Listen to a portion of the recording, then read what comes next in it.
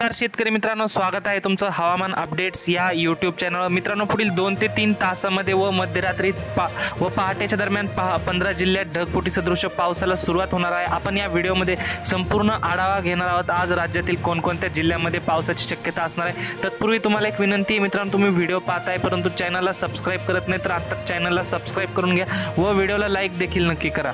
तर मित्रांनो, या ठिकाणी आज मध्यरात्रीपासून पश्चिम महाराष्ट्र, मराठवाडा व विदर्भात दरम्यान पावसाला सुरुवात होणार आहे। आपण या विदर्भापासून सुरुवात करणार आहोत। चंद्रपूर जिल्ह्यामध्ये या ठिकाणी 4 वाजल्याच्या नंतर सर्वात अधिक पावसाचा जोर पावसाला सुरुवात होताना पाहायला मिळते। तसेच नागपूर, भंडारा, गोंदिया या भागामध्ये देखील आपल्याला मध्यम ते जोरदार स्वरूपाचा पाऊस पाहायला मिळतोय।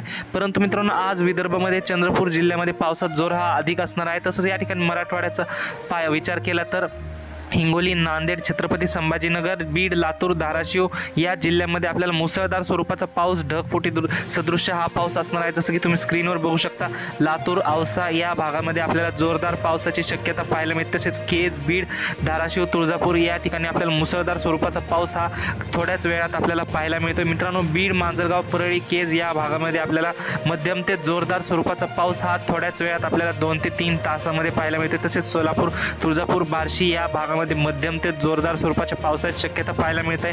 पश्चिम महाराष्ट्रामध्ये जर पाहिलं तर मित्र सांगली, सातारा, कोल्हापूर, सोलापूर, पुणे या जिल्ह्यामध्ये देखील आपल्याला मध्यम ते हलक्या स्वरूपाच्या पावसाची शक्यता मध्यरात्री दरम्यान पाहायला मिळते। जेजुरी, दौंड, बारामती, वडूज, विटा, सातारा, कराड या भागामध्ये हलक्या मध्यम स्वरूपाचा पाऊस हा थोड्याच वेळात पाहायला मिळतो।